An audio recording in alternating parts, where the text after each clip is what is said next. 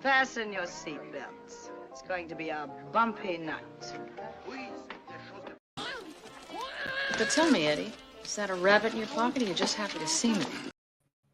I don't know which one I hate more, StreamYard or YouTube, because while the countdown was happening, I was like repeatedly hitting refresh after refresh after refresh, because it showed 0 viewers and was like not registering that I was live on the YouTube side. So I don't know what happened. I hate both equally, but I don't know which one I hate more in this instance. Well, welcome everybody. Normally it would have been the first of the 1s and 2s, which would have been Blade. For the kind of like the Wesley Snipes May theme, I would do Blade 1 and 2, and then for the singles, Murder at 1600 and Demolition Man. But I had to switch the schedule up a little bit. So tonight is the top 10, continuing our basically progress through the 1980s films. And I just realized that I forgot to personally tweet out that we're live. Oh, Trey and Gravy have already done it. I know, but I generally do it as well. I forgot to do it. But we're on 1987. So slow, chipping away, nearing the end of the 1980s films. And this year, personally for me, was incredibly hard. Well, I mean, and I knew certain movies that were going to be on the list. It was the year you turned 18. That's tough on everyone. All right. Again, chat, you now understand again why I constantly, hint to him that I will send him a Peltro candle. Right? Okay, you're back then. It's not a hint, though. It's a full-blown threat. Yes. I said that facetiously. Like a strong fucking hint. Yeah. Pretty much. Usually it's like, I'm going to gas you with a... Yeah. And the thing is, chat, he revealed to me that... if he's gifted something, he'll use it. So I'm going to gift him some Peltro candles. So he revealed that to me. And that is... that was his first mistake. Yeah, I'm gonna muffocate. Yeah, the CSI team will be there, and it's like, if he only had enough breath left in him, he could have blown out the candle. Yeah, but alas, the scent of Peltro was too much for him. Yes, it would be hilarious though if you got a package from me and it had a candle in it. You realize that would be a risk of me knowing your address. Damn it. I'm generally one step ahead of him, chat. But yes, while I'm finishing this, finishing the tweet, Stieg, let everybody know where they can find you, should you want them to find you, and all that fun stuff. I don't care about that stuff. But well, I'll be here, I guess, at the end of the month for the Happy News thing. Well, that'd be at the beginning of the next month, because there's 5 Wednesdays in this month, so it's kind of a weird. So I think either the extra Wednesday this month is either going to be a possibly a gaming stream or maybe just a retrospective on a film. Yeah. So yeah, I'm not going to be anywhere until June then. Yeah. Unless I pop on with Teresa or something. But that's, yeah. I'm 90% retired from YouTube. Yeah. So I mean, he was doing more streams than I was. I couldn't even contemplate being on that many streams, even when I started out. It's basically joining. Basically meeting people through Twitter and YouTube. I couldn't even imagine the number of streams he did. I can barely get one in right now. Yeah, I just couldn't say. I was being polite and I didn't say no. hmm back in the day. So I don't know. Yeah. But like real fast, chat. Before we start, before I say hello to the chat, kind of speaking of YouTube, I do have a live channel that is basically like gone dormant because my schedule changed and I'm not able to basically just do solo streams, as I normally would each Friday. So I'm thinking about possibly altering that a bit and maybe dual streaming when I stream on Kick. The way that channel gets at least a little bit of action and interaction, so it's not just sitting there.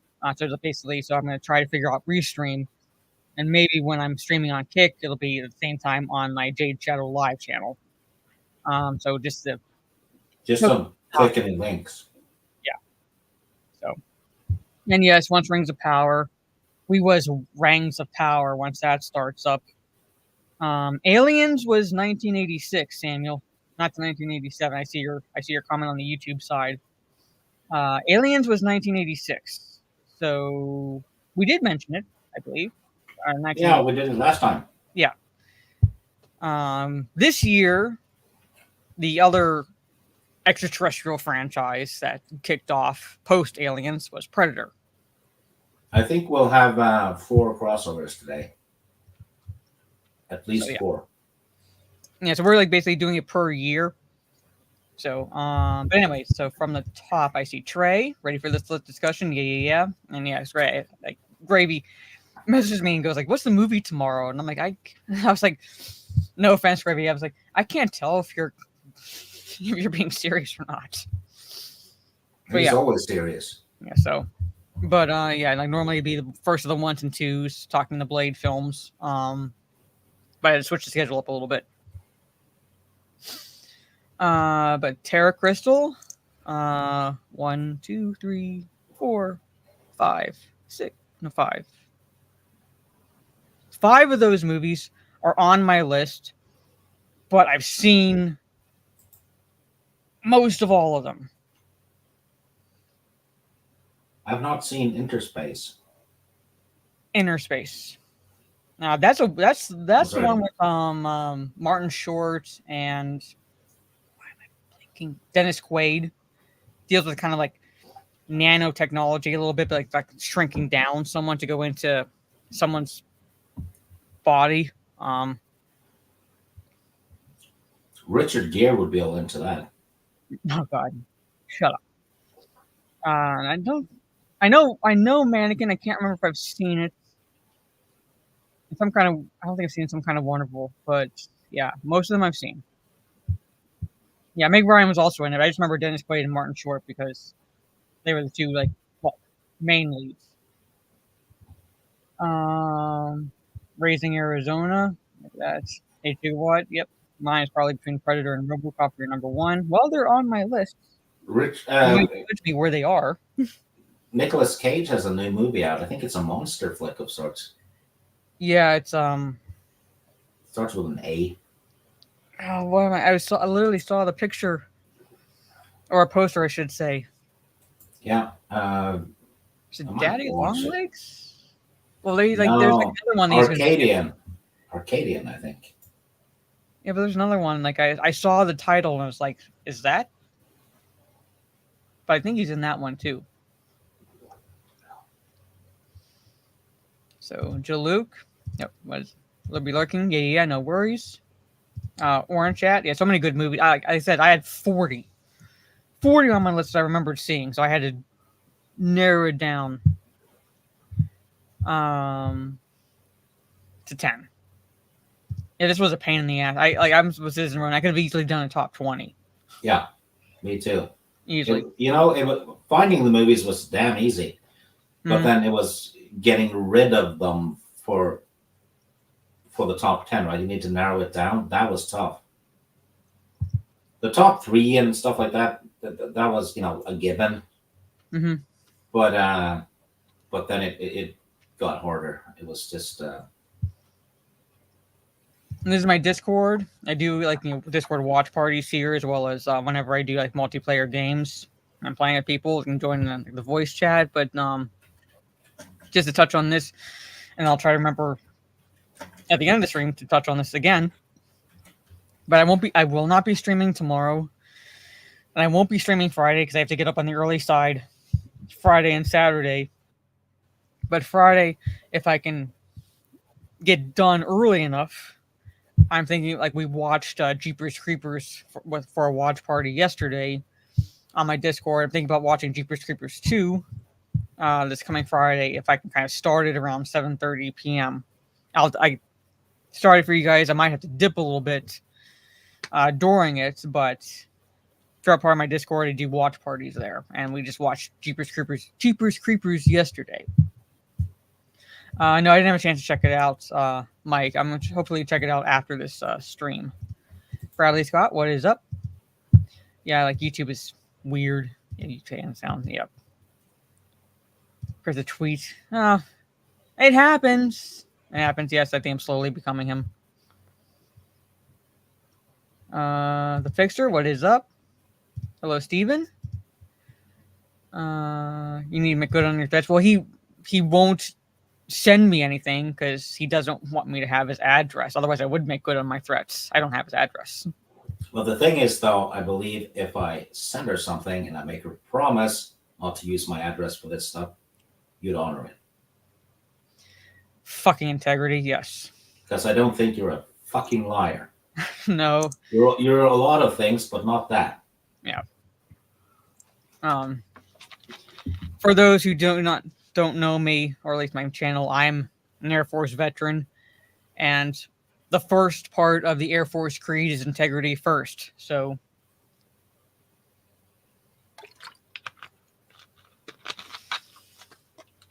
if he makes me promise, I won't. Yeah, but Howdy, if I send you something, I won't send you some kind of joke, stupid shit. Mm-hmm. It'll be something you want. Yeah. Speaking of, remember, like, weren't there like 2 of my books that you want, Star Wars books that you wanted? I think I still have them. I think I have one of them now. Yeah. We'll see. So I'll laugh if Stieg loves the scent. Yes. Yeah, what if it's like full of pheromones and you get an erection from it against Maybe. your will? I have to light it up during D&D. Yo, Polo, we're just like regular people. There's immersion for you, fucker. Yeah. I don't know.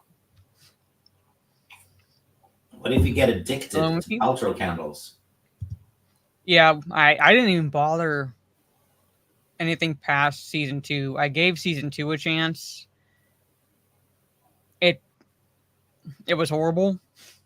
I did not bother with season 3 and will not bother with anything season 4, or I think that's going to plan for 5.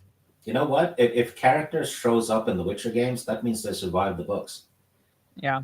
Because the books actually honored. The games actually honored the books. They stuck with the lore and everything, and made the games aren't canon though.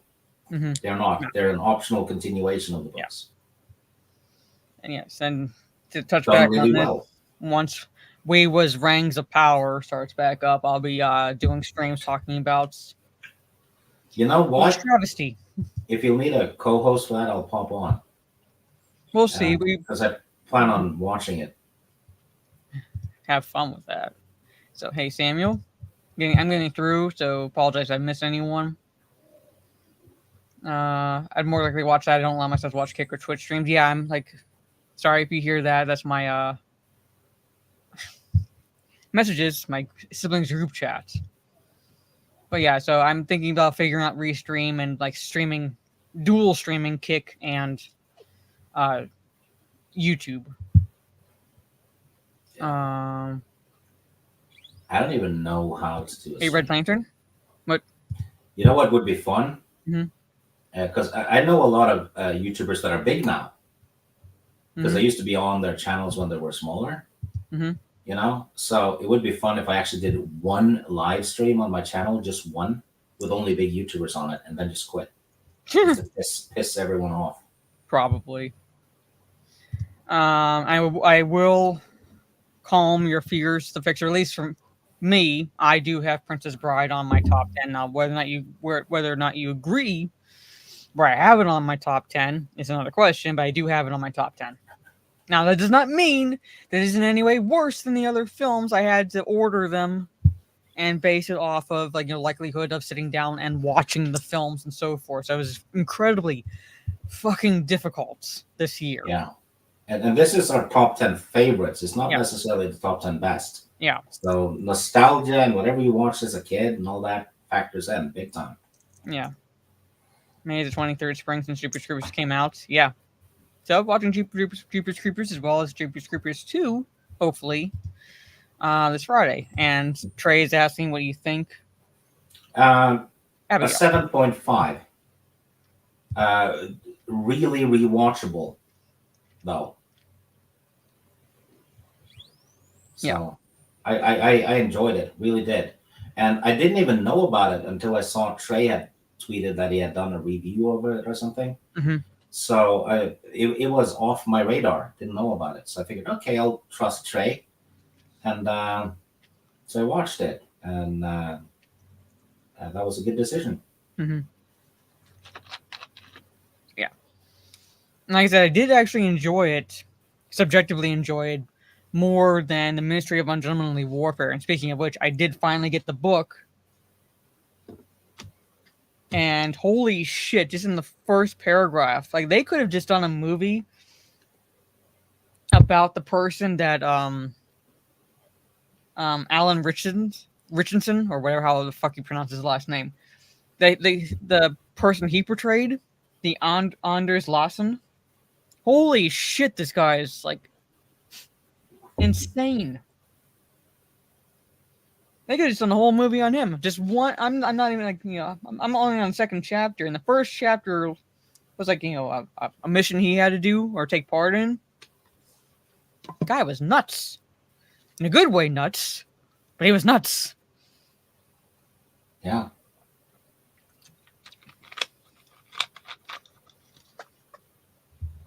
I understand that, Michael. I understand that. I mean, if anything, I know. I would normally say just wait for it to come to streaming or sail the high seas. But if you don't even want to watch it, then I went to go see it just because of the trailer piqued my interest, and I've always loved that aspect of World War II, the birth of the SAS and covert operations and all that. So I thought, it's a Guy Ritchie film. I generally enjoy Guy Ritchie films. Let's see what he does. But anyway, 1987, our top 10 personal films. So, do you want 1 to 10 or 11 to 20? I'll do 1 to 10. 1. All right, see, this is when his dice likes me. Yep. I hope it doesn't like you for D&D next time, though, because this is going to be fucked up dark shit. They technically did make him a side character, but he was actually pretty damn instrumental in a lot of covert operations that went down. He was very highly decorated. But he was insane. Yes, I'm not on camera tonight, so. Or maybe at the end of the chapter, I'll read a part of the first chapter. Maybe at the end of the stream, I'll read a part of the first chapter so you get an idea of how insane he was. Yeah, well, in D&D, when her character gets ball gagged, she's actually ball gagged. She has full immersion. I mean, her character almost drowned once, and we heard her dunking her head in a bucket of water in the background, so she would, experience the character's peril. So. But that's nothing wrong. I mean, someone threw a fireball at her character too, and she. Can I go into my list, please? She put her hand on a really hot stove thing. Anyway, do I have to remove you to shut you up, so I can get into make you? All right, my number 10. My number 10 is a comedy, and I had to include it because I do very much and still enjoy watching this one. I tell people in this franchise, just watch the first 4, stop at 4. You don't really need to watch anything past number 4. And I remember this is actually the movie that technically got me into skateboarding a little bit, because I when I was younger, I asked my parents for either my birthday or whatever for a skateboard, because I really wanted to learn how to do that. and it was this movie, and that is Police Academy 4: Citizens on Patrol. You know what? I watched it yesterday Mhm. to see if it would make my top 10.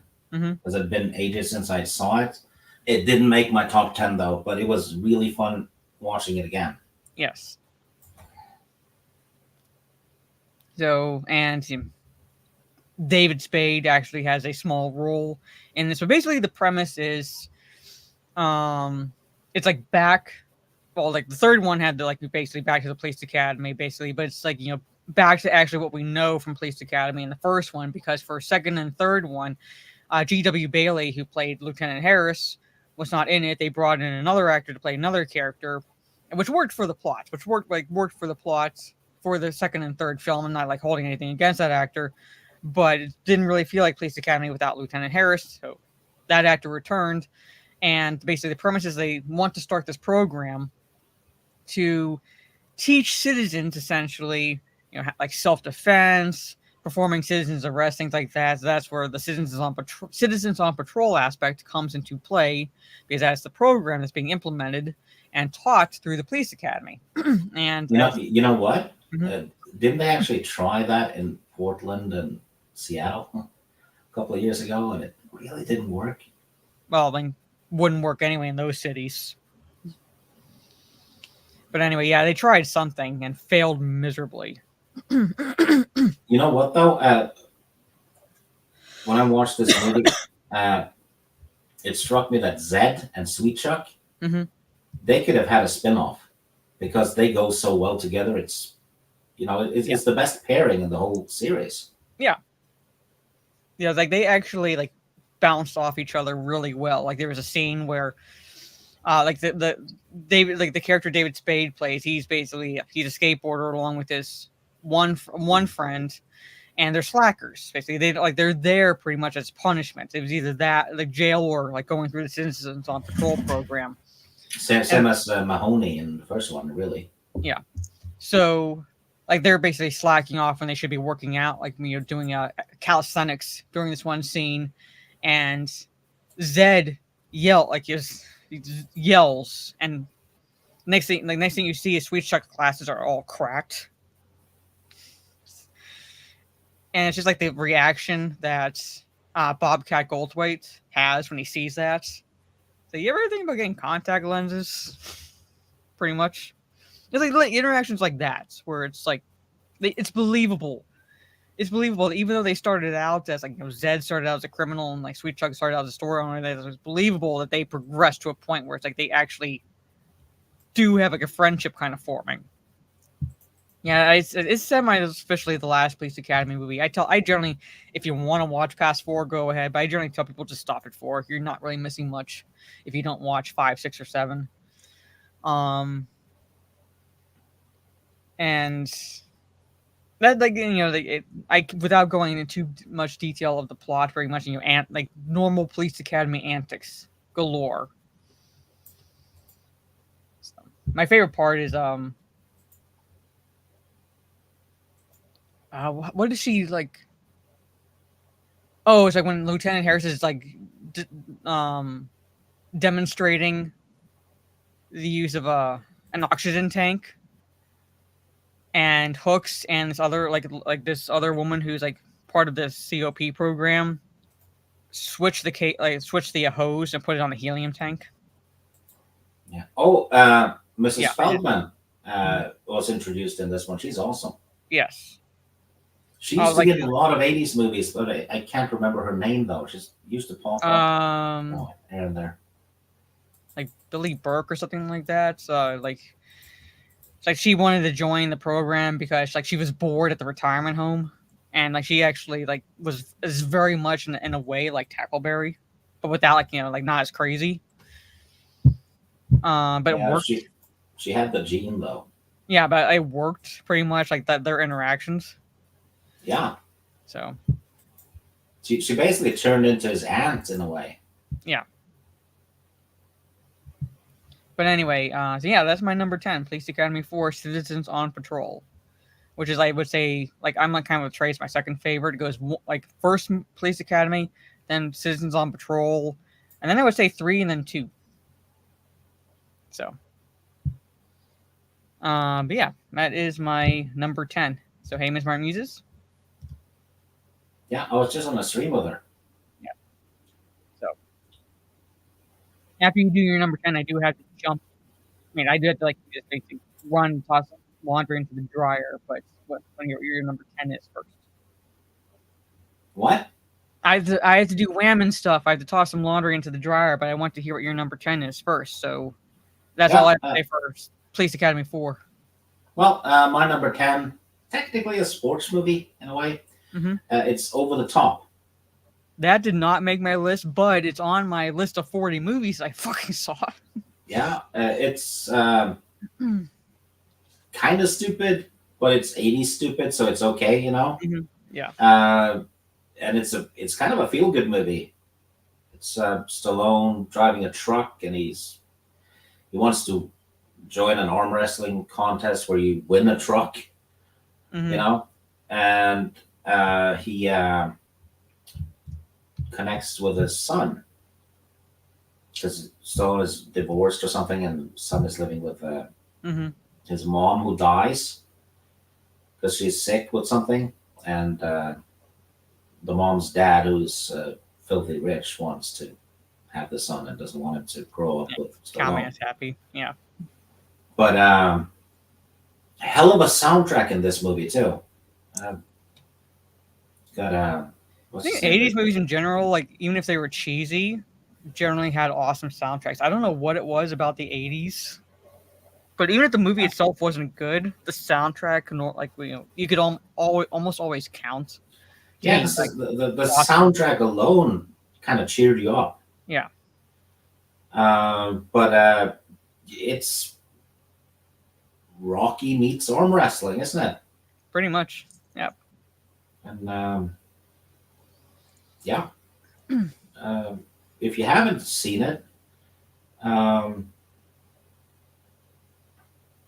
watch it. You know, you can pick a lot worse movies than this to watch. Oh yeah, Terry Crystal says Sammy Hagar he did the song, the Winner Takes It All, and Stallone is in the music video, Mm-hmm.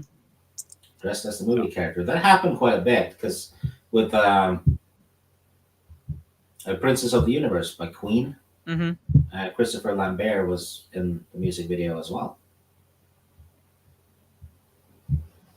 So, but yeah. Yeah. So, anyway, Over the Top. That's my number 10.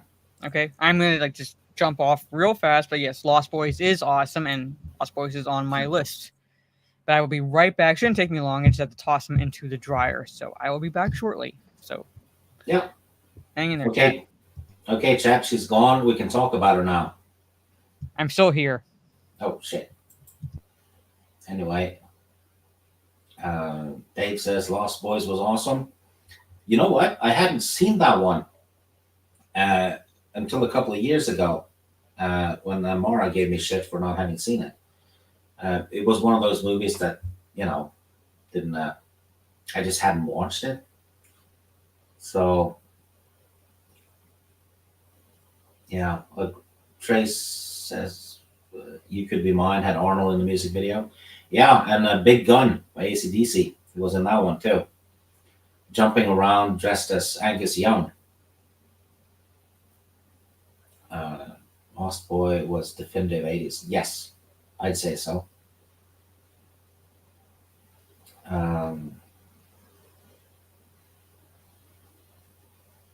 Let's see. Citizen Ronan is asking, did you turn your ball cap around? You know what? I did. It was arm wrestling with friends back in school when I was a kid. We had seen that movie, so arm wrestling was a thing for a couple of weeks. But you had to do the cap thing.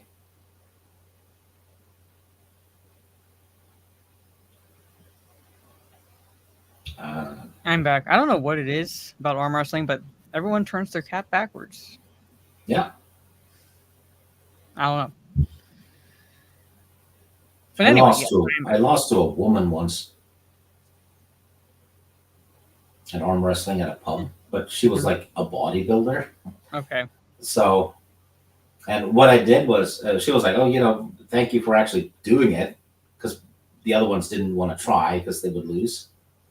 So I just did it, and I lost. And I said, "Well, I can make you cry though, without doing anything, really." And she's like, "Oh, well, how do you do that?" I said, "I'd hide your protein powder." And she looked at me and said, "That would actually work." So Chad, he knows how to make at least one female bodybuilder cry. Yeah. Yeah, so we are on our number 9s. Yeah, my turn, I think. Yes. Well, this is, I guess, a drama comedy. Planes, Trains, and Automobiles. That did not make my list, but it's on the the 40 total list pretty much. Yeah. I had to eliminate some. I almost had to remove this one for another one, but I was like, this is like John Candy's best movie, probably, or his best acting. Mhm. And he should have won an Oscar for this. I truly believe that. But it's a road movie, growing friendship movie. There's a big message in it, Mhm. which seems to be something Hollywood can't do these days. I mean, like No, at least one where it doesn't beat you over the head with it. Yeah, like a universal message instead of current political stuff from one side. And it's probably the best Thanksgiving movie, as far as I can tell. At least, because there aren't too many movies centered around Thanksgiving. Yeah, and it's an all-out good movie with a great story, some funny scenes. John Candy is annoying in it, but he's supposed to be, Well, yeah. Cameo by Kevin Bacon at the beginning. But yeah, solid road movie about unlikely friendships, I guess. And with a twist. I saw the twist coming, though, I have to admit, but it's still there, and it's a good twist. So probably a 10 out of 10 movie, really. And But yeah, it's basically, it's one of those movies where it's like they're thrown together because they each have to get to a place, and it's like, okay, well, I have to get from point A to point B, and you're also going in this direction. I can't, something happens where I have to basically change my travel plans, and they're kind of like thrown together, and it works. Yeah. Oh, see, Fixer says that Uncle Buck or Great Outdoors is his favorite John Candy I like movie. Uncle Buck. Even though I think this is a 10 out of 10 movie, this is not my favorite John Candy movie, but it is objectively his best. Yeah. And Nightmare on Elm Street 3 did not make my list, even though I love it. Yeah, it's unfortunate that no sound was working, so you couldn't hear "Welcome to Primetime," bitch. Yeah. Well, that's probably the best Freddy Krueger movie, Dream Warriors, in my opinion, anyway. Well, basically, I might give you that. It's probably the best. But I tell people skip 2. Just go straight. Like after you watch the first one, just go straight to 3. That 2 doesn't have anything to do with anything. No. It's like a side chapter. Yeah. So you're not missing anything if you haven't seen the second one. But yeah. So my number 9, if you're. Oh yeah, I'm done. Okay, is hopefully not inconceivable to you in the chat. Now you might judge me where it is on my list, but it is on my list. Again, I had to order it in a way because certain elements factored into decision making when I was making the list. If I were to make it again, maybe it would be lower on the list. Maybe it might not even be on the list. But I was narrowing it down from 40 to 10, and it's The Princess Bride. So I would say, objectively, a near perfect movie. Even objectively, a near perfect movie. It takes into account, basically, it's like a story within a story, pretty much. When I say story within a story, I mean that basically the overarching plot is Peter Falk plays a grandfather who's coming to visit his sick grandson, and he brings this book called The Princess Bride to read to his grandson, played by Fred Savage. And within the story of The Princess Bride, you have Carrie Elwes, who plays Wesley. Why am I blanking on her name? She was married to Robin Wright Penn, or Robin Wright. She was, I think she made this movie before she married Sean Penn or whatever. Plays Buttercup. All right, and like basically, she's kind of a well-to-do sort of a character, and he's like the farmhand, and they fall in love. He goes off to basically when I say make his fortune, I mean at least basically gain some wealth so they can be married. He's presumed dead. It's like something happens to a ship. He's presumed dead, and she is about ready to marry the prince of the land, played by Chris Sarandon, who plays a character called Prince Humperdinck. Christopher Guest also stars in this movie. He plays the six-fingered man that the character Inigo Montoya, played by Mandy Patinkin, wants to seek revenge against for the six-fingered man killing his father. You have Andre the Giant. And this is like so many character actors. Billy Crystal, Carol Kane in this movie. And like you have to admit, it's incredibly quotable. If you've seen it, it's incredibly quotable. And Dream of a Large Woman, yes. As you wish. Inconceivable. So, I'm Inigo Montoya. You killed my father. Prepared to die. It is, like, I would be hard-pressed to find, like, people who, like, you've seen this movie that would not quote the film. It is incredibly quotable. I don't quote it. Yeah, well, you're not normal. I don't really quote movies. I'm not a witch, I'm your wife. So, but yeah, it had to go on my list now. Like, will you judge me that it's not higher on my list? Probably, but it is on my list. I had to include it. I still love it to this day. It has romance, it has swashbuckling, it has some action, some comedy. It's like all those elements that just work. Chris Sarandon, I like he does a very good job playing a Weasley character. And this is after he was in Fright Night, where he had to basically be suave and debonair to a degree because of like the character he was playing, and then just to show his acting range. And then the year after this, Princess Bride comes out, he's in Child's Play a year later, where he's kind of like the cynical cop. Underrated actor. So, yeah, year before Child's Play, yes. Let me explain. No, too much. Let me sum up. He's only mostly dead. Anyway. But yeah, Princess Bride. Had to include it. I still love watching it. Yeah, it's just a kissing story. I've only seen it once, and that was probably in the 90s. I need to rewatch it. Yeah.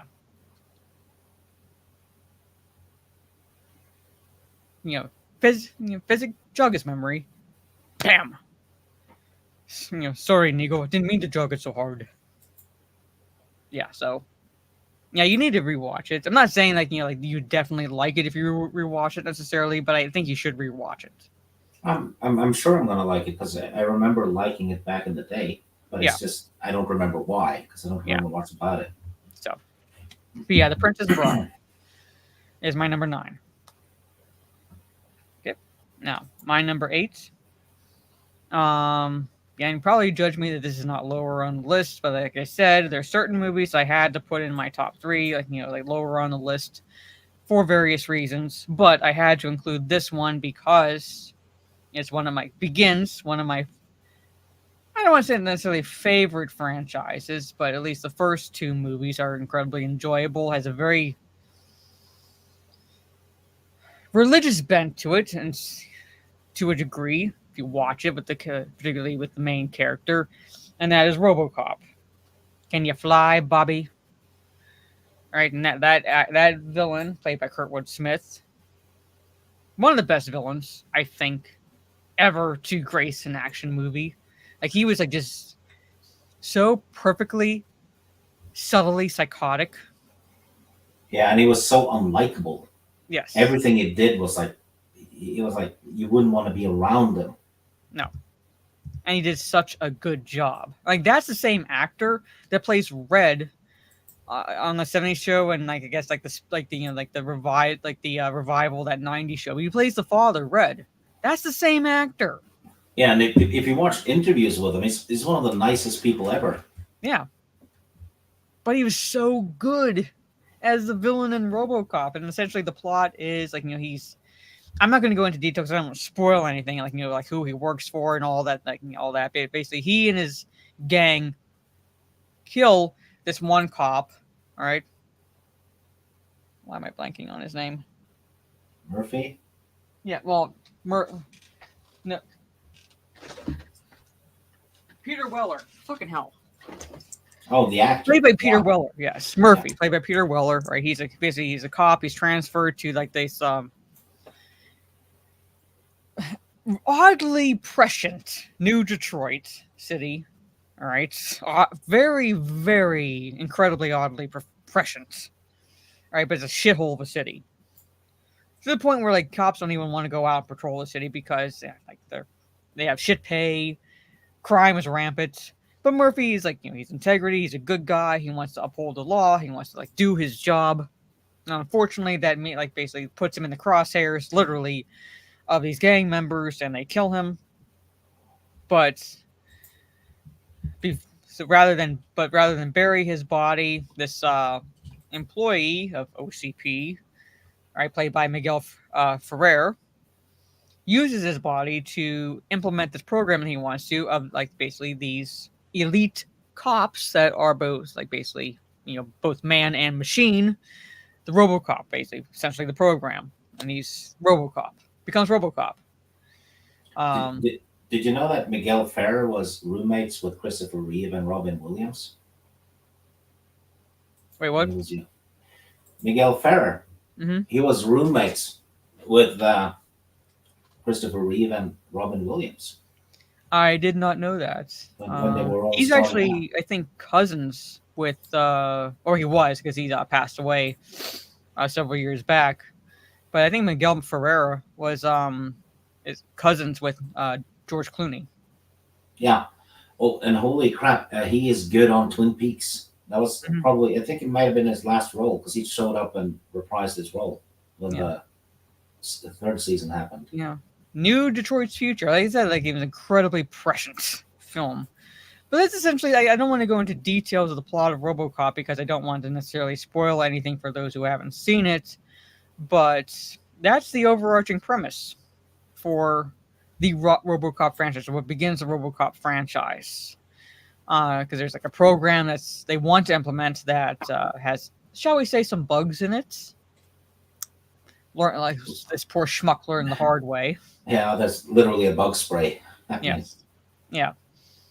And Miguel Ferrer wants to basically like climb the corporate ladder, and to do so, he basically wants to like implement this program to catch the attention of the CEO, so he can essentially climb the corporate ladder and be higher up in command.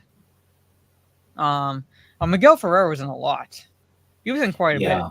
He was in. Have you seen Deep Star 6? No, he was in a show my mom used to watch called Crossing Jordan, I believe. He was also in the TV adaptation of The Stand. Yeah, Deep Star 6 is kind of like The Abyss, but Hot more Shots horror. Purdue. Yeah. So I think you'd like it, actually. Mm-hmm.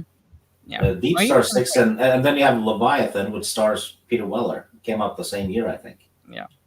Which is the same type of movie. So some shit creature underwater. Oh yeah, he was in that movie Night Flyer. I need to rewatch that. I only saw that movie once, and I was like, "This is okay." Nothing's great, but I only watched it once. But yeah, he was in that movie. But that is my number 8, RoboCop. So I had to include it, yes, and I know Trey, you fully judged me that's so low on my list, but Sorry. Anyway, that's my number 8. So it's my turn. Yes. Well, my number 8 is another drama comedy. First movie I ever bought on VHS because I had rented it first and loved it. So when I finally got some money and we had a VHS, and I bought it. It's Good Morning Vietnam with Robin Williams. He shines in this one. Unfortunately, it did not make my list, but yeah, he basically plays a radio DJ-ish thing that gets sent to Vietnam. He's sent there to read the news and stuff like that for the troops, but he quickly decides to do it his own way. Yeah. Goes haywire with comedy. And basically the equivalent of the Armed Forces Network before like TV was a thing. Yeah. And Robin Williams improvised most of it. They just put him in the radio room and let him loose in that movie and just filmed it, which is something you can do with Robin Williams. It's just, this movie also has a hell of a message because it's also a drama movie. It's not a full-blown comedy at all.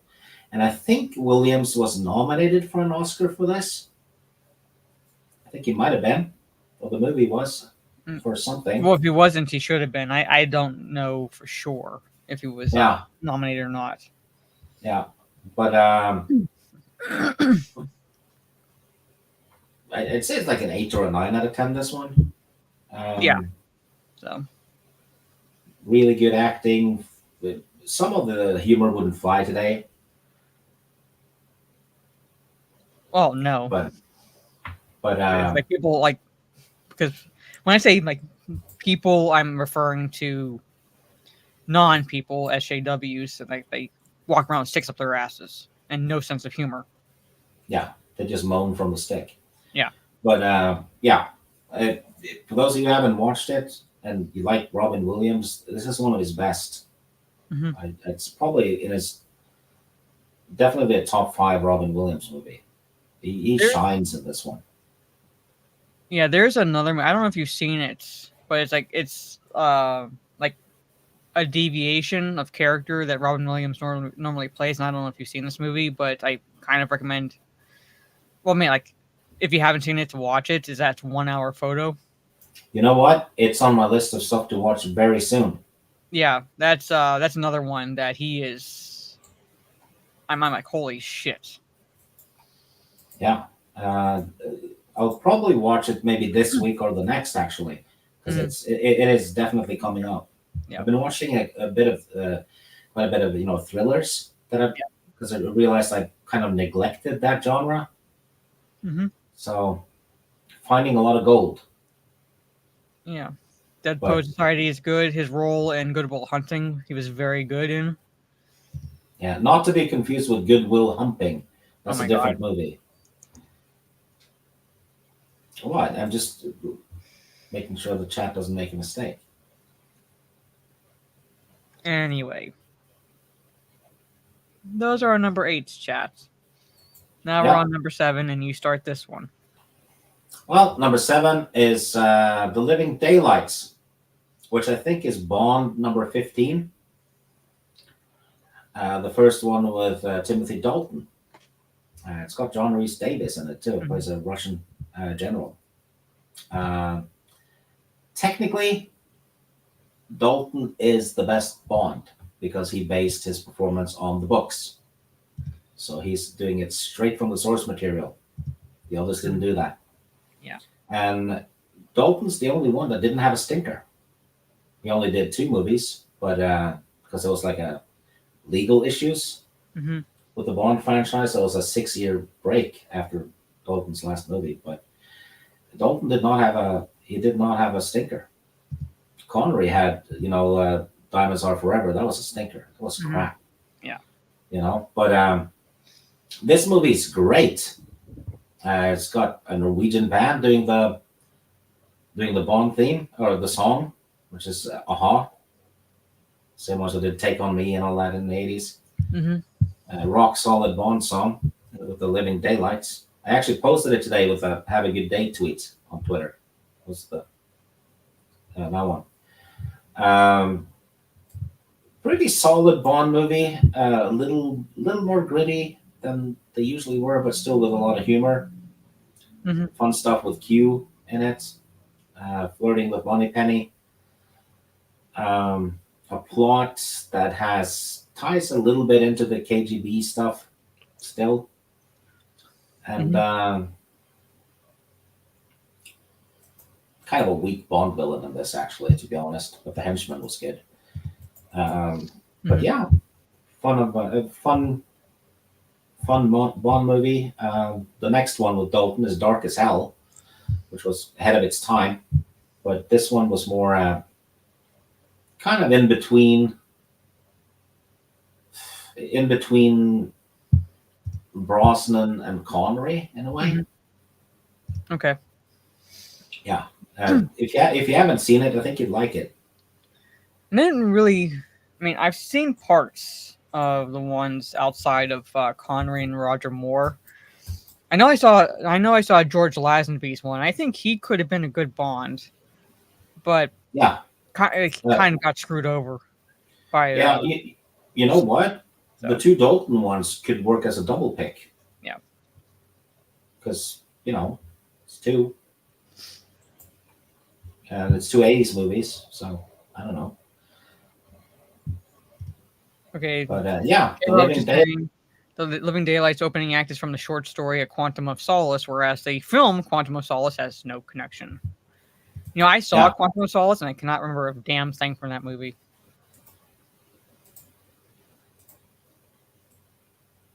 And I know the writer's strike kicked in, so a lot of it was just improvised. Yeah, I know I saw it, and I can't remember a damn thing. Yeah. Yeah, that was like George Lazenby's one and only Bond film. And I think he could have, if he had been able to continue being Bond, he could have been a decent Bond, but he got screwed over. Yeah, he did the fight scenes really well. Yeah. And it actually kind of like what I think showed better what Casino Royale tried to show, in that basically the real love, basically love that Bond had with one woman, and was taken away from him. So yeah, by Telly Savalas. Yes. Or whatever. Mm-hmm. Yeah, but yeah, The Living Daylights. I was a huge Bond fan when I was a kid. Watched them over and over again. So yeah. Yep. Well, my number 7. Because I brought up Fright Night, my number 7 is a vampire movie, and it's basically in terms of tone different from Fright Night, because it kind of brings in the kind of punk rock-esque scene with certain characters, and that is the Lost Boys. Quintessential 80s soundtrack. Oh, hell yes. Like I said, quintessential 80s movie. Yeah. Quintessential 80s movie. Where you have Diane Weiss, who plays this divorced mother who's driving her and her 2 sons across country to live, post-divorce, to live with her father. And her 2 sons are played by Jason Patric and Corey Haim. And they're basically going from one end of the United States to the other. And where they basically the opening scene kind of before they even get to the basically the city, gives you a feel for what's happening in this town, where people are disappearing for whatever reason. You don't see anything necessarily. You don't see anything, so you don't know exactly who's doing it. You can guess who's doing it based on certain interactions that happen. But I like how they don't show you right away what's going on. But you are shown, not told, but shown that this is a town where there's quite a few disappearances, quite a few people go missing. There's not a lot of blood. There's not really a lot of blood. They were gonna have a lot of blood in one of the scenes where they kill a guy at a beach. Mm-hmm. But he got cut. I saw Kiefer Sutherland talked about it. They kill a guy on the beach, and he's supposed to bite into a guy's skull, and brains and blood is supposed to run out of it. You do But, see that really fast yeah. in the scene. It's still there, but like you don't see a lot. It's like quick. Yeah, And it he said it was they used cake or something Mm-hmm. for the brain and blood Yeah. effect, and he had broken his hand too because of the motorcycle. So he's driving around with a broken wrist when they do the driving stuff. Mm-hmm. Yes, and it's when actors and actresses didn't bitch a lot, pretty much. Yeah.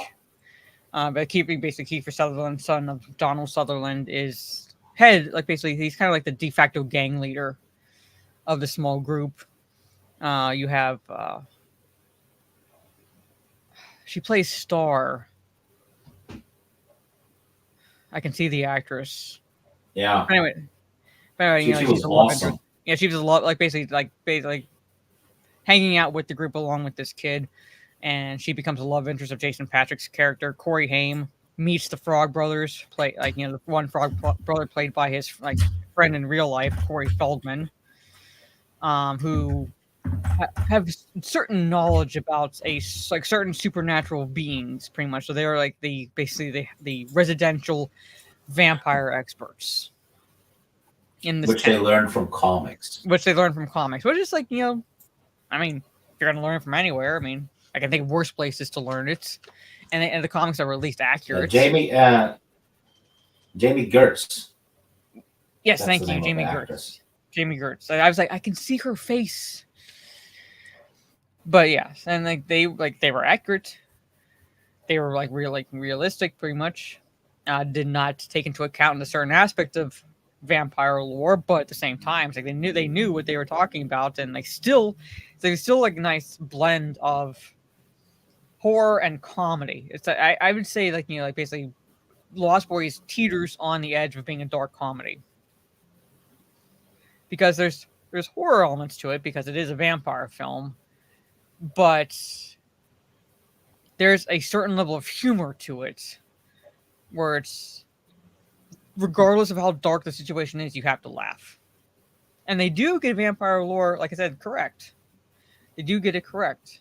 Where you have the connection between the vampires, because in vampire lore, there is a connection, like a mental connection almost, basically. So if one dies, the vampire who dies will feel it. Well, know, it's happening. So they get that right. They at least remember that. Yeah, it's like the attack of Eddie Munster. There's so many good. You have to laugh. In the situation where you're supposed to be scared, you have to laugh. I said there's pretty much times when it borders on being a dark comedy, even though it falls into the horror genre. Well, it has that fun innocence feel that a lot of the 80s movies had. Mm-hmm. So it's almost like a genre of itself mixed with horror. Yeah. And I will agree with this. Lost Boys was more for high schoolers, and Monster Squad was pretty much for everyone else. And I do very much enjoy Monster Squad. It did not make my list, but I do enjoy it. The Wolfman has nards, as we find out in Monster Squad. It's an enjoyable family film. And yes, Fright Night leans more into the horror than this movie does. Yeah. But yeah, so I had to include Lost Boys on this list. Not as high as I thought I would put it, but it's still there. One of my favorite vampire films. So that's my number 7. Now we're on number 6. My turn to start. Yeah. And this one is definitely a horror comedy. This movie that's my number 6 is definitely a horror comedy. Very enough of a tonal shift from the first one to stand apart. This movie is essentially a soft reboot, right? Because they kind of ignore certain things that happen in the first movie and create basically a different origin of sorts for this franchise, and that is Evil Dead 2. And while which is my number 6 as well. All right, well, there you go. Yeah, well, it basically is a remake reboot of Yeah. one. Yeah, they ignore certain things that happen in the first one, so it's like basically like as much as I would say watch the first one, because in terms of preference, I do prefer the first one over the second one because I prefer more of the horror tone. You really don't have to watch the first one. Yeah. Bruce actually dies in the first one. Yeah. At the end. So, and then they're like, ah, shit, we need to keep it going. So they basically the first 20 minutes or 30 minutes is a remake of one. Pretty much. Like I said, like you don't or a rewrite. absolutely have to watch the first movie to understand what's going on in the second movie, because they alter things, they change things, they give like a new origin of sorts, pretty much. So like, you know, whatever was shown or talked about in the first movie, forget that, pretty much. Yeah, and this is where Ash becomes Ash. Yes. So, but I had to include it on the list because I do very much enjoy the Evil Dead franchise. It's one of the few franchises, especially in the horror genre, where there's really no bad entry. There are weaker entries in the franchise, but I cannot objectively say that there are bad ones. It hasn't been ruined. No, and it hasn't, like, you know, it's like it's whether, like, you know, whether you enjoy them or not, that's entirely subjective, but objectively it hasn't been ruined. It's they're weaker editions, but they themselves have not been bad. I don't care what people say. There's really was no identity politics in the new Evil Dead movie. So Not really. like one of the characters where is it, like, is an SJW, but like that wasn't central to her character, pretty much. There was like no politics or whatever, so I don't know why people were complaining about that. Copyright issues, yeah. So your Hellraiser is number 6. Well, Hellraiser is on my list, higher than number 6.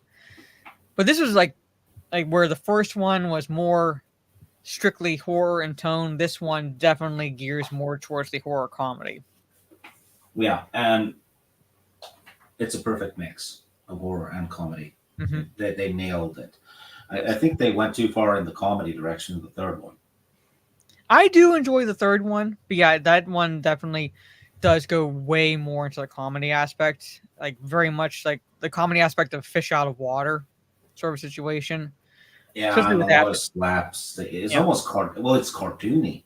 Yeah, but I enjoy it. I like it. Yeah. Preference-wise, I prefer the first one, but as far as a trilogy goes, like I said, subjectively, well, I mean, enjoyment is entirely subjective, but objectively, no real bad addition, no real bad entry. No.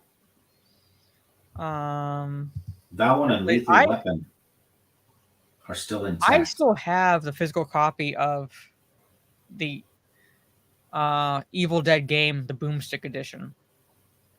I don't the know. PC I game? think it was an Xbox physical copy, so I don't know if it was the same on PlayStation, but I still have the physical copy of that. I have the very first Mhm. one, which is more like a action adventure. You need to solve puzzles and stuff. Speaking of the Delta 88, yes, this secretly the epic journey of the Delta 88, which I did a watch party of the first 2 Spider-Man movies by Sam Raimi, and guess what shows up? That one, because it's Sam Raimi's car. Yeah, and Bruce Campbell fun has fact- been trying to wreck it. Yes. Fun fact: in Army of Darkness, when Ash is looking through the trunk to see if there's anything he can use in the trunk, that shit was there from Sam Raimi. So it's not like they threw that stuff in to be like part of that scene. That was in Sam Raimi's truck. So when Bruce Campbell's character picks up an old college textbook, Sam Raimi had that shit in his car. So that was like not they open the trunk, it's like whatever's there, look through it. And that was there. Yeah. Sam Raimi puts that car in all of his movies. Yes. And it's even in The Quick and the Dead. It's disguised as a wagon. Pretty much. So he finds a way. Life finds a way, chat. And Sam Raimi finds a way to put his Delta 88 into... Bruce Campbell found the car. Mhm. I think it was when he was shooting for Spider-Man 1. Mhm. Because he was going to wreck it. That's the thing. If he can get to it and wreck it, Raimi's kind of fine with it because it's like an ongoing thing. Yeah. And he found the car in a parking house thing. And as he walked up to it, a big black guy in a suit walked up to him and said, "I've been expecting you. You're not touching that car." So he had a big security guy standing next to the car because he knew Bruce would go for it. That's funny. So, but yeah, so Evil Dead 2, like I said, you don't really need to see the first movie. I do suggest you watch the first movie because it's a different tone. But in terms of like actually understanding what's going on, you don't need to see it. You can just start with Evil Dead 2, and I had to add it to the list. So, Evil Dead 2. Yeah, that was my number 6 as well. So, all right, so you we'll would start just with 5. Yeah, I'll start on 5. I don't have anything more to say about Evil Dead 2. It's it's not that deep. It's Pretty a much horror not. comedy done perfectly well. Yeah. But my number 5 is a horror movie. Mm-hmm. And I think it's a very underrated one because it's a philosophical horror movie, believe it or not. It's Prince of Darkness. I don't know if you've seen that one. It's one of John I saw it Carpenter's. once. I remember not enjoying it when I saw it, but like I said, it's been years and it was only once. Yeah, it's grown on me, actually. Basically, a priest and an atheist, or rather a scientist, gets sent to a church to investigate a strange container found in the church, Mm-hmm. which seemed to belong to a cult or something way back. It's ancient and it's filled with a fluid. Mm-hmm. So the scientist brings his team, a small team, into the church, and they're gonna, investigate the thing and analyze it over the weekend. And things start going bad. Mm-hmm. And it's not a satanic thing. So it's not an antichrist thing, really. It's something else, but it suggests that it's like pure evil that exists on a particle level, Mm-hmm. that you get infected by it and then you start doing evil. It's something like that. Trey, you haven't seen this one? Holy shit. Donald Pleasance is in it. He plays the priest. And Victor Wong plays the storekeeper that gets eaten in Tremors. He used to be in a lot of stuff. I think he's in Big Trouble in Little China as well. And the other Asian guy from one of them from Big Trouble in Little China is in it. But 2 from Big Trouble in Little China are in it. Victor Wong and Dennis Dunn. Yeah. So it's basically they get isolated, and the evil starts affecting animals first, and then hobos and junkies and stuff who start surrounding the church. One of them is played by Alice Cooper. So you get to see Alice Cooper impale a guy on half a bicycle. Yeah. The bicycle is missing the front wheel and some stuff, and he just impales the guy on it. But yeah, psychological horror, definitely, with some philosophy tossed in it. It's a bit weird. The ending's a bit weird. Mm-hmm. But, and it's the second of Carpenter's Apocalypse trilogy. The first one being Big Trouble in Little China. This is the second, and then the one with Sam Neill is the third one, where he plays a writer. Can't remember what that one was called. But yeah, Trey, get it watched. Seriously. I mean, Donald Pleasance and Alice Cooper. Hold on. Okay. I gotta ask the chat this one. If they've seen. Okay. Hold on, I gotta respond to a text. Yeah. So anyway, yeah, Prince of Darkness. And for those of you who haven't seen it, give it a watch. It's better than most things released today, but the ending is weird. It's a weird ending, but I like it though. I really like the ending. The movie actually asks a lot of questions. And it's a John Carpenter movie, so the soundtrack is really good for atmosphere. Mm-hmm. And actually, most of the movie is all atmosphere, to be honest, because it's oppressive, I guess. Oppressive atmosphere. Yeah. So I'm trying to look up a movie that Alice Cooper did as an actor. That if you all haven't seen, you're in for kind of a trip. Where is it? I saw it. I guess shown on TV, and I was like, "Is this for real?" Monster Dog. He's actually the romantic lead in Monster Dog. Not gonna say what the plot is about. I'm sure you guys can figure it out, possibly. But he's actually the romantic lead in that film. So yeah, as I couldn't remember the title. I was trying to look it up. But he plays a romantic lead in that movie. And it's from 1984. So 3 years before Prince of Darkness. Yeah, he also did a song for this movie called Prince of Darkness. Mm-hmm. So it plays at the end credits, I think. Yeah. But yeah, Prince of Darkness, that's my number 5. Right. So my number 5 is, again, you all judge me that it's not lower on the list, but alas, a few movies beat it subjectively. That does not mean I do not enjoy this movie. Does not mean this movie is not good. Does not mean I would not watch this movie if it were on right now. Just certain elements in the other movies gave them the edge. But on my number 5, you know, if you ain't got time to bleed, do you have time to duck? All right. Yeah, that's on my list too. We already have 3 crossovers. Yeah, Predator. Yeah. Like, there's no way I was going to do this list and not include Predator. Now, where it was going to be on the list was a matter of putting the list together. But Predator, number 5. And again, does not mean that it is in any way, bad or anything. Yes, Trey's like full on judging me. You crushed him. Yes, but it's on the list. So it's not like I didn't include it, and it's not like low on the list. It's like right there,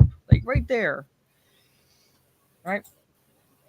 But basically, Arnold Schwarzenegger. This is kind of like like peak 1980s action Arnold Schwarzenegger movie where he and his team are called in to ostensibly, all right, as like a rescue mission for, all right.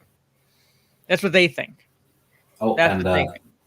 The stick around line was improvised. Yes. All right. And they find out quickly after taking out a hideout of the guerrillas.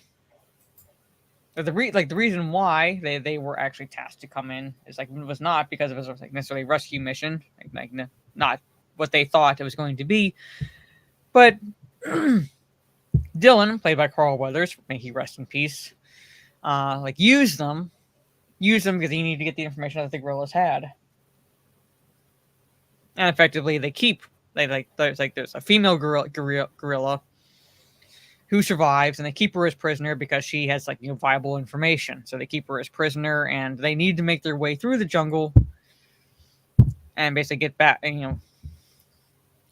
to essentially civilization, pretty much. But they need to get through the jungle, and they quickly find out that they are not alone in this jungle. They're not alone. Diverse cast. Oh. Okay, I'll be right back. I gotta bring my dog in. Now the dog's hounding her. Actually, diverse cast. Yeah. Diverse cast. It goes from action to horror. Not unlike From Dusk Till Dawn, it has the same sudden twist, doesn't it? All of a sudden, you realize, oh shit, this is an alien. When, it's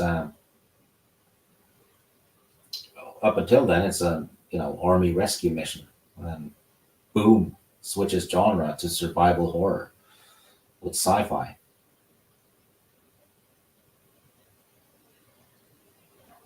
So, yeah, I'd give this one a 9 out of 10, though. I don't think it's a 10 out of 10, actually, but it's so damn rewatchable. I probably watched it 40 or 50 times, to be honest.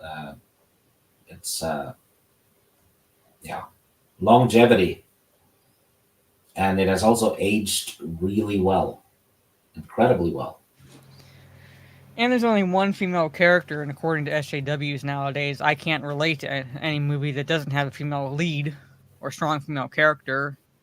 Because most of the characters in this film are male. Yeah. Imagine that, soldiers being male. What are the odds? So pretty fucking much. Yeah. So, like I was saying, quickly find out that they're not alone and there's something out there that's hunting them. And it ain't no man. Yes. So we don't exactly find out what it is. We don't really find out what it what it necessarily is until the second movie and find out that the government's been tracking this shit. But it's an extraterrestrial species that essentially treats our planet like a game reserve. And has anybody read Most Dangerous Game? A novel or a comic? Well, it was a novel essentially first, but the story, Most Dangerous Game. Is it a Predator one? No, it's a story from decades ago, short story, Most Dangerous Game. No, I thought it might have been one of the Predator novels. No. I've read a few of the. No, this is a short Predator. story from decades. They basically if you read that short story, that's literally, I don't want to say Predator in a nutshell, but that's Predator mindset. It hunts the most dangerous game.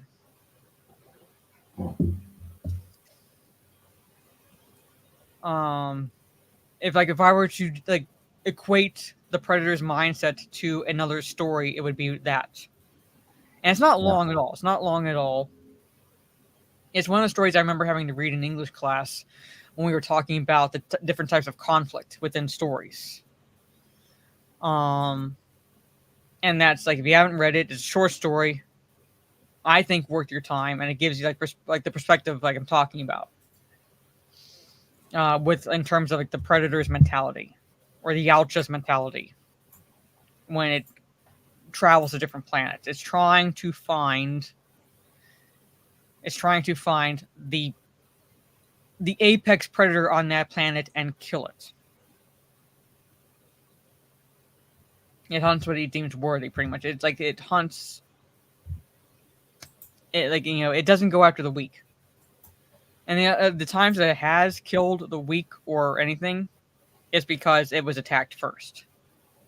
Did you read the comics about Schwarzenegger's brother? No. Predator 2 stole some bits from that one. It was also released in novel form. Mm-hmm. He basically starts looking for Dutch eventually, because and it involves the general that we see in Predator 1.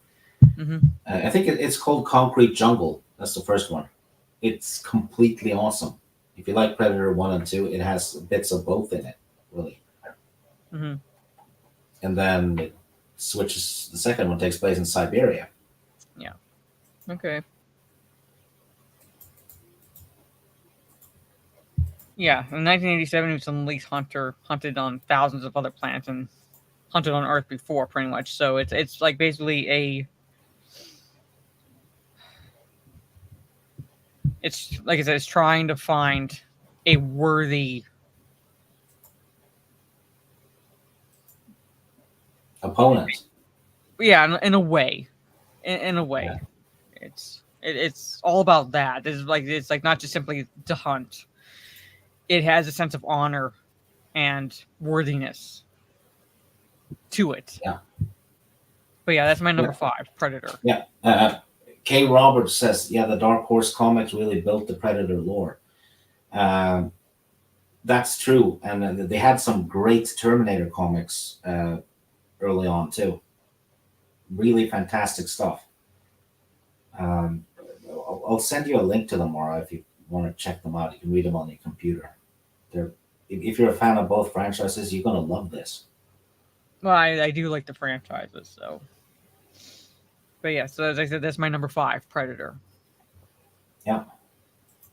And then you get to do number 4. Yeah, number 4 is a movie that Warren Chatz, who's in the channel, and I recently talked about last April as part of the 1s and 2s, and it's beginning a franchise, kind of like much like Evil Dead, where there's really no objectively bad entry. There are weaker entries, sure, but there's no real objectively bad ones, like outing, and that is Lethal Weapon.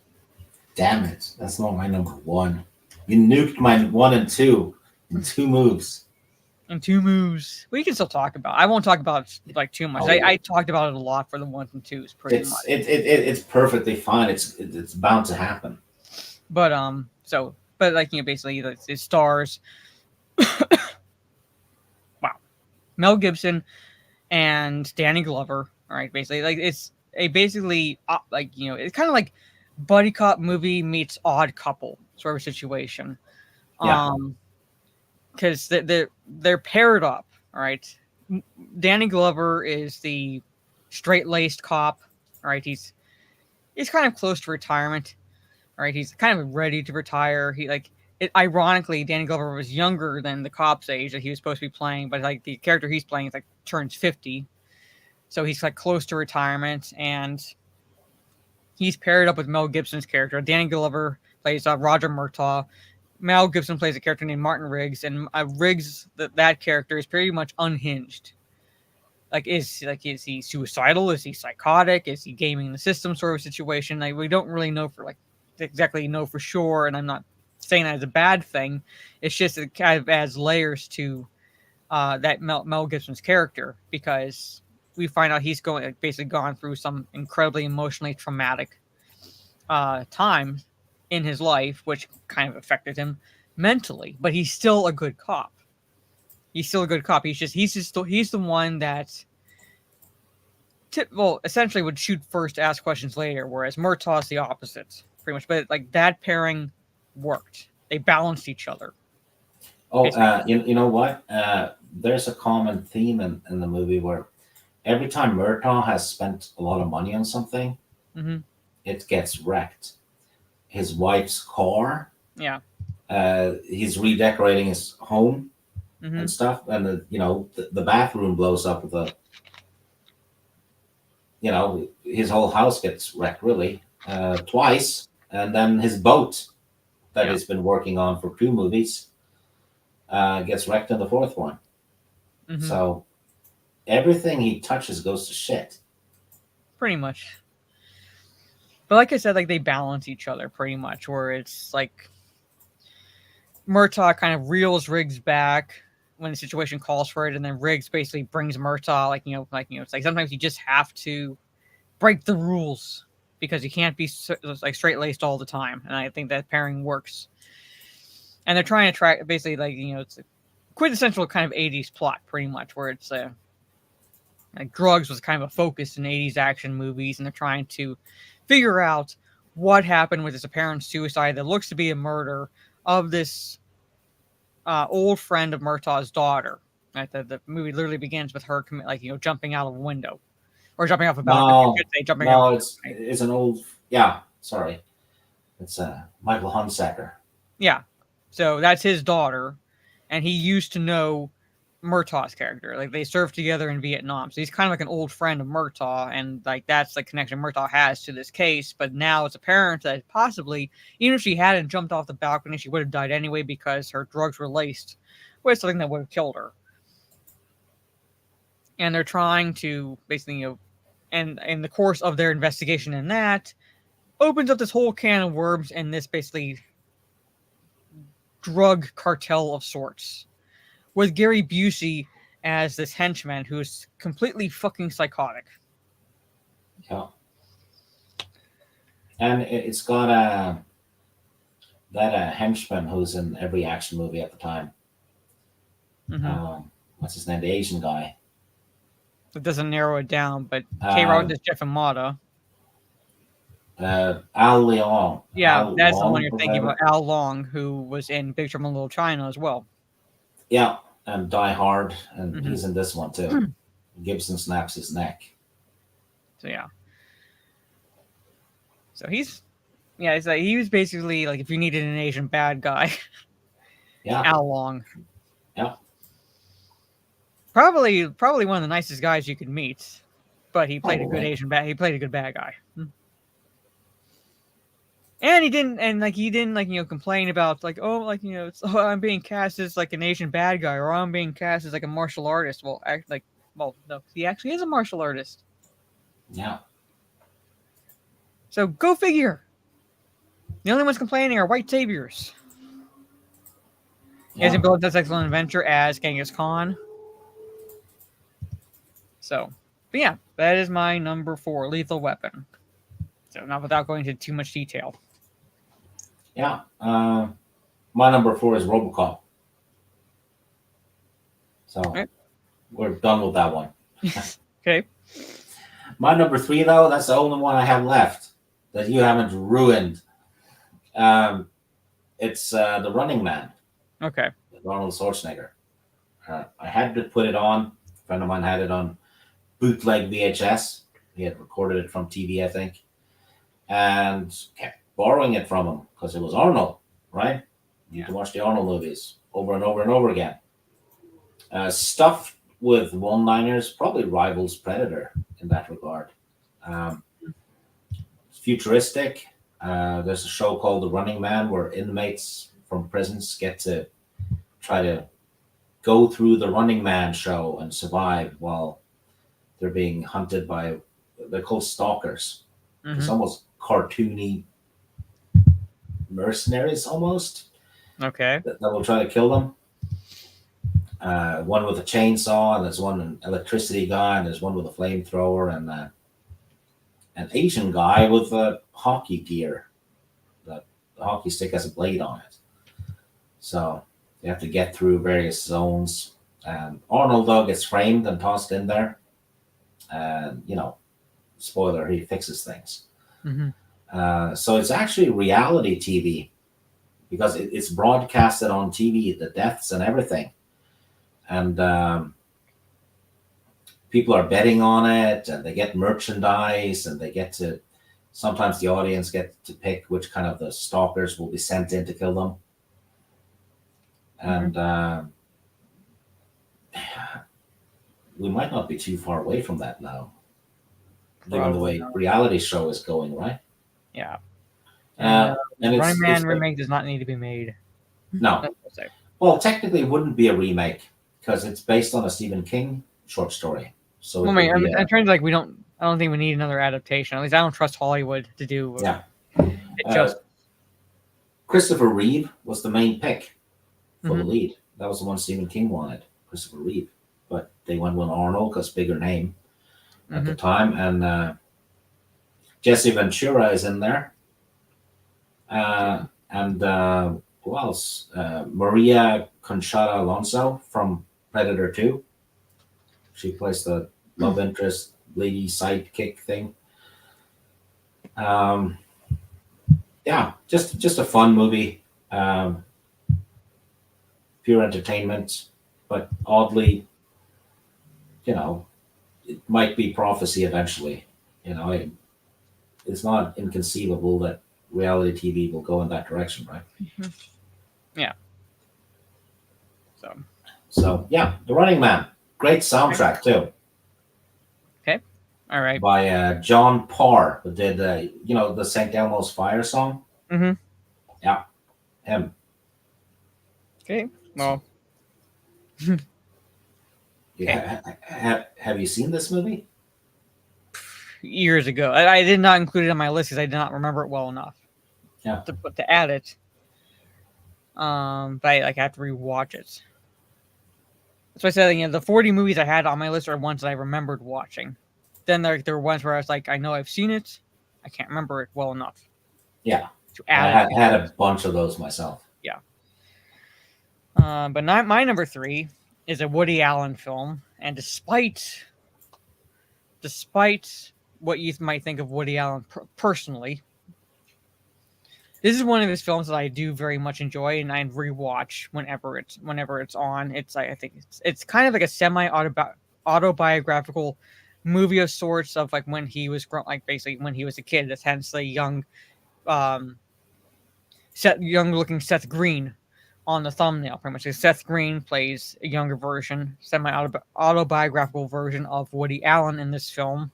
So basically, it's half truth, half exaggerated for comedic purposes, and that's the movie Radio Days. So basically, Woody Allen is narrating this movie, and he's reminiscing the time when he grew up, when he was like much younger, and there's a time before TV when like the programs you would listen to and not watch were on the radio. So he's reminiscing about the programs he'd watch and kind of like relating stories he collected throughout the years of these radio stars, while at the same time kind of talking about his own family life, like his parents, like his home life, like he had a mom and a dad, and then like a Jewish family, so they lived with extended family to include the grandparents, to include the sister, like his mom's sister, so it was 2 aunts. The one sister was married; she had a child of her own, so they're all like basically living in this house.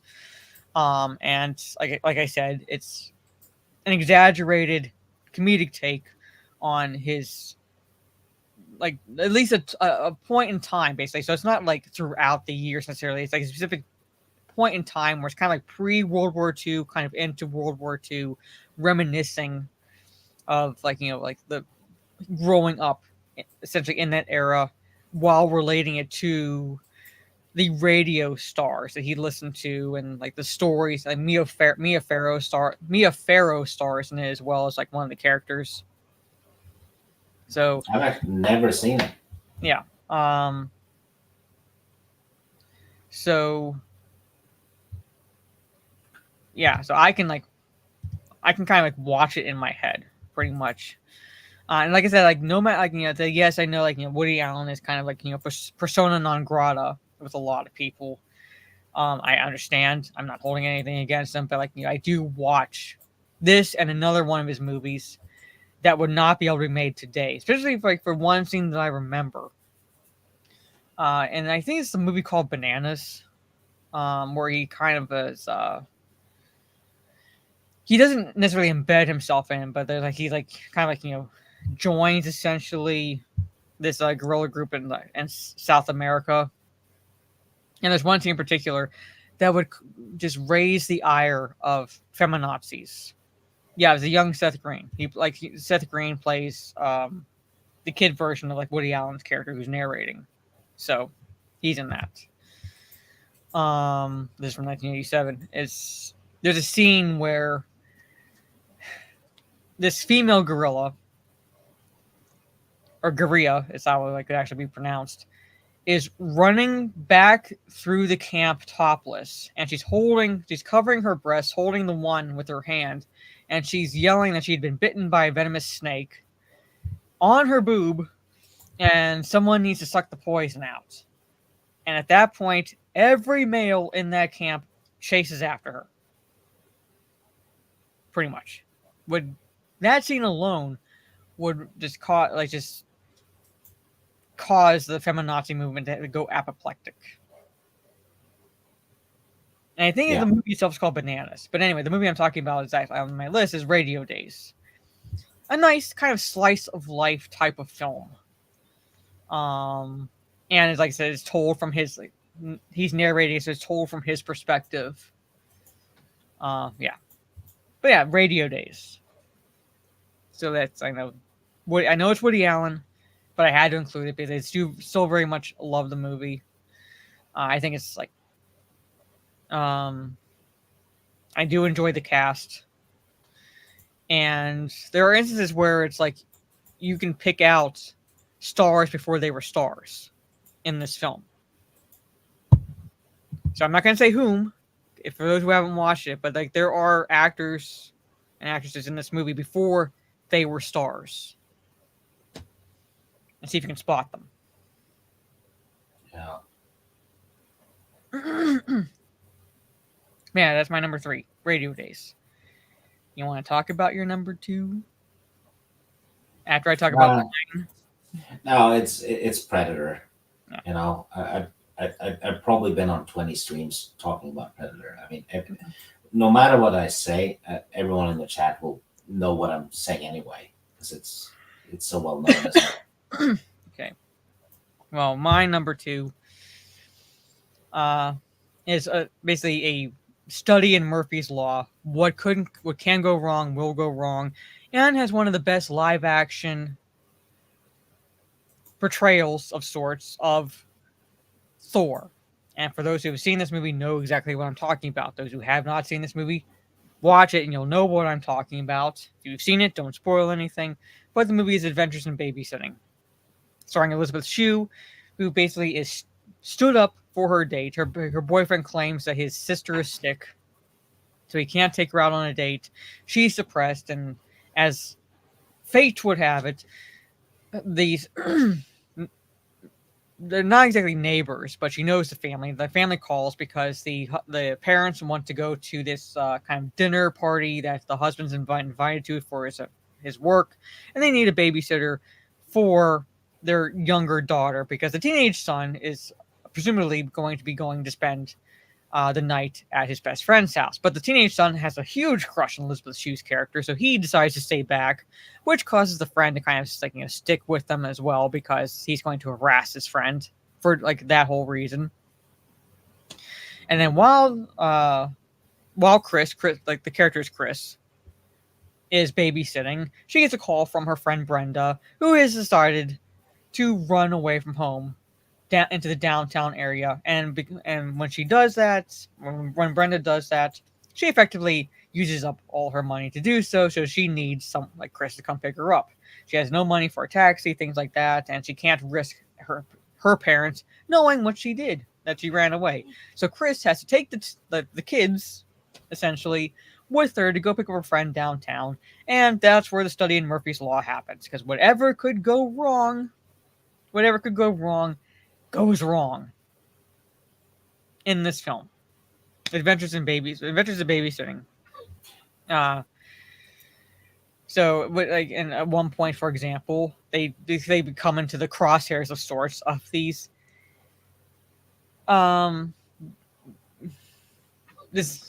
These how do I put them? They're gang leaders of sorts, pretty much, but they run a chop shop, pretty much. They run a chop shop, and it's organized crime, I should say, organized crime. So it's not exactly a mob, but they are part of organized crime. And these Chris and the kids come in the crosshairs of these guys because of something that the one teenage friend took, which causes the bad guys to come after them. The car, basically, Chris's mom's car was tire got blown, and the front windshield got shot out, and then anything that could happen happens pretty much in this movie. This movie was big when it came to rental, well into the 90s. Yeah, I remember all kinds of people were renting this movie because it was a guaranteed winner, right? Yeah. So yeah, I remember seeing it at several friends' places when they had rented movies, and both female and male friends, really. Yep, and I still, if it's on, I still very much enjoy it. It's more or less a family film, but I think it literally is Adventures in Babysitting. And Jonah Hill, Hollywood tried to do a more crass remake of sorts of this movie with Jonah Hill, and that movie sucked ass, in my opinion. It's called The Sitter, but it's essentially the same fucking plot as Adventures in Babysitting. Basically the study in Murphy's Law element to it. It's what could go wrong goes wrong. He has to take the kids with him because he has to go do something, and the little adventure happens. That movie sucked ass. It's yes and no. They don't market it as a remake, but when you're watching it, you're like, this is This is pretty much taking Adventures in Babysitting and updating it, but it's a shittier version of it. Yeah. That's pretty much what it was. It's called The Sitter. And I just remember I watched it once, and I'm like, this fucking sucks. More like the shitter. Yeah. So, but it started Jonah Hill. He was the sitter. So I'm like, it just doesn't work. But anyway, that's my number 2, Adventures in Babysitting. Yeah, she pretty much was the Shannon Elizabeth of the 80s. Yeah. And you're supposed to do your number 1? No. Yeah, because your number 1 is Lethal Weapon. Lethal Weapon. All right. Yeah. Oh, we're supposed to list our. Yeah. So before I go into my number 1, my 10 through 2 is Police Academy 4, Citizens on Patrol, The Princess Bride, RoboCop, The Lost Boys, Evil Dead 2, Predator, Lethal Weapon, Radio Days, and Adventures in Babysitting. Yeah, I have Over the Top, Planes, Trains, and Automobiles, Good Morning Vietnam, Living Daylights, Evil Dead 2, Prince of Darkness, RoboCop, The Running Man, and Predator. All right. Now we know his number 1 is Lethal Weapon. My number 1 is another horror movie that I believe it was a good adaptation of the novel by Clive Barker, the novel itself being The Hellbound Heart. Interesting comparison reading the book and then watching the film, and that is Hellraiser from 1987. Well, you have that one. Yes. I didn't know you liked it that much. Because basically, if there, as much as I love Michael Myers, if there is a horror movie icon that if it fucking appeared would make me shit my pants, it's Pinhead. Yeah, and all of the other ones. Nothing good ever comes from Pinhead appearing before you. Yeah, and all of the other ones sneak around and stalk the victims. Pinhead walks in and announces himself. Yeah, he walks in and announces pretty much that you're fucked. Yeah. And even characters that survive the first movies and stuff, he gets them later. Yeah. Like I said, as much as I love Michael Myers, Michael Myers is I would say my favorite actual slasher movie icon. All right, just because of the way Dr. Loomis describes Michael Myers, right? The way he describes it's just no soul, nothing there, pretty much. In this case, if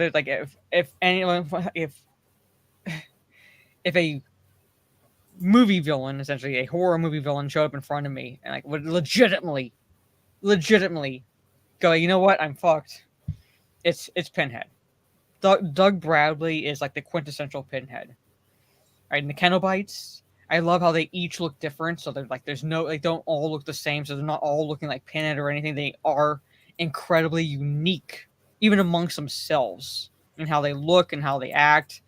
So basically, when I say this, when he shows up and you're fucked, pretty much, the Cenobites are all about torture, basically being aroused and excited and just loving and sexually from torture. And a lot of them, it's iconic where he's the lines that he says. Yeah. A lot of the Cenobites, I think, are based. Their looks are based on how they died in real life. Well, yeah, I'm saying that, and that's why they look unique, pretty much, because of because of how they died, how they were kind of created in a sense. So, and like I said, Doug Bradley is the quintessential Pinhead. I don't care if he doesn't. It's not quite book accurate to the actual Pinhead. I don't care. Doug Bradley and that getup comes on screen, you are fixated on him. And like I said, it's a decent adaptation of the book, The Hellbound Heart. The Hellbound Heart is not that long. If you haven't read it, I recommend watching it, especially if you like the Hellraiser movie, and just to compare the two. Yeah, it's very interesting to do so. I read it. I got it for Christmas and read it rather quickly. It's an easy read. It's a very easy read. But very interesting comparison. And yes, I will say that the ones in Hellraiser 3 were a bit corny, but I stop at 3 when it comes to the Hellraiser movies. Everything else past that, I'm nope. 3 had Motorhead do the music though. That was pretty awesome. Yeah. And you got Doug Bradley in costume in the music video. Yeah, so like I personally would say stop at 3. The fourth one does touch on like the bloodlines aspect, even though it kind of like alters the history of the box, because they don't fucking pay attention to the actual origins of the box and they just like throw in whatever. Kind of interesting in terms of the plot for the fourth one, but after that, really don't even bother. It's like the studio like saw these movie scripts and decided to just throw Pinhead in. Felt nothing like Hellraiser movies.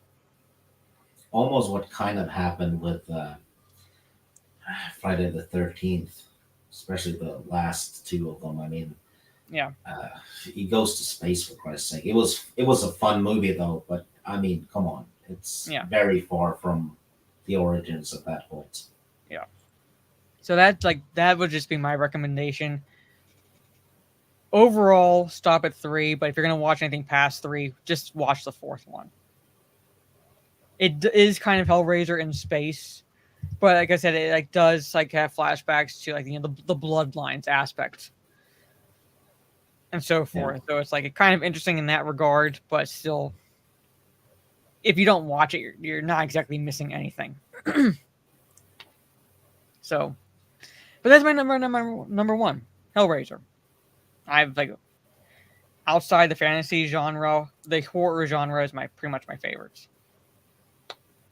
I had to put Hellraiser at number 1 because of just Doug Bradley alone as Pinhead and the fact that the movie itself is like both fucked up and good.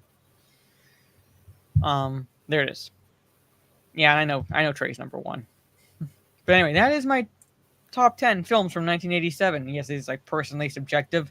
Does not mean they themselves are necessarily objectively good. So I had to include it. I know people's feelings about Woody Allen, but the movie itself I like. If it's on, I'm going to watch it. I separate that from Woody Allen as a person. So I can watch that, but separate myself from Woody Allen as a person. Yeah. Plus, back then when it became your favorite, you didn't know all the shit about Woody Allen. Yes. So, and it doesn't like color my feelings for this movie, pretty much, for Radio Days. Kind of like Rosemary's Baby also. Have to separate my feelings for Roman Polanski and the fact that he has not yet seen justice for the shit that he did. I separate that from my enjoyment of Rosemary's Baby as a film. So yeah. Hey Dominic, we are just wrapping up. I hope you enjoy the replay. But yes, this is our top 10 films from 1987. I'm going to have to take my dog out because they're running a bit, well, not quite 2 hours, but almost 10:30. So yeah. So I had to run my dog out so I can get some sleep. But anyway, thank you all for hanging out with us for this top 10. The next one will be top 10 films from 1988. And that'll be... you know what? Mm-hmm. If you have a movie from 1988 on Blu-ray, it will be ADHD. Oh my God. Anyway, carry on. Anyway, chat. That will be the next top 10. I'll let you know, if we... Because normally it's at the end of the month, but if we have to change it, I'll let you know if there's any change to the schedule.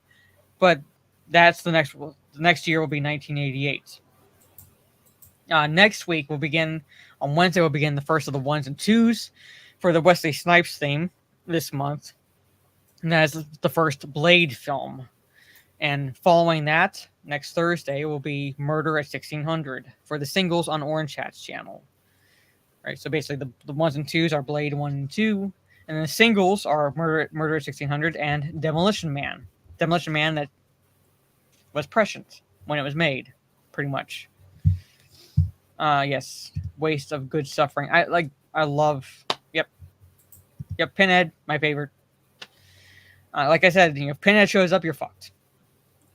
You're pretty much fucked. Like with Michael Myers and Jason and all that, you could conceivably at least extend your lifespan by running away.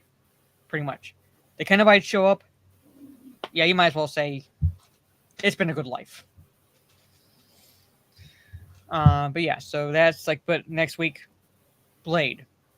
Wesley for the Wesley Snipes thing. That'll be 8:30 p.m. because I have to push streams back about half an hour.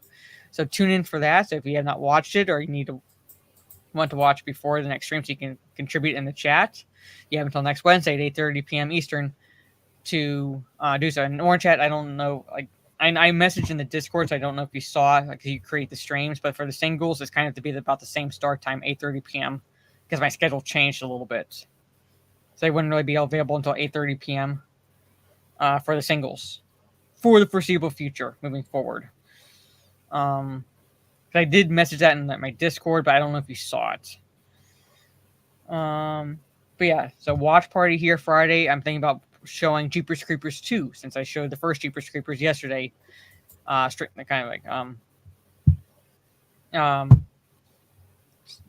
it's like decent sequel to the first Jeepers Creepers. But anyway, so Sieg, anything more to add?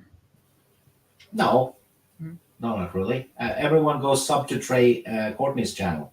He's doing fun review stuff. He's good at them.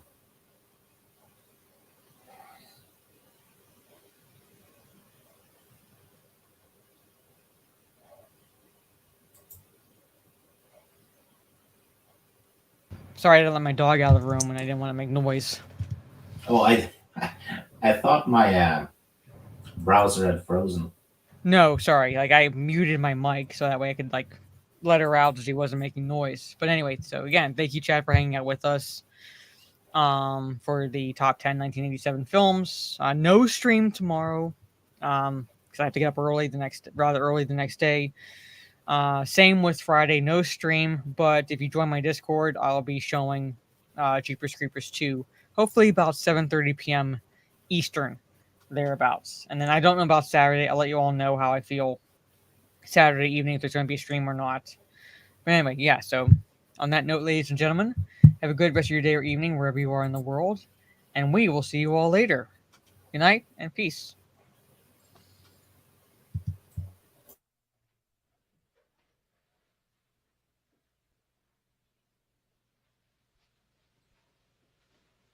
You're still here? It's over. Go home.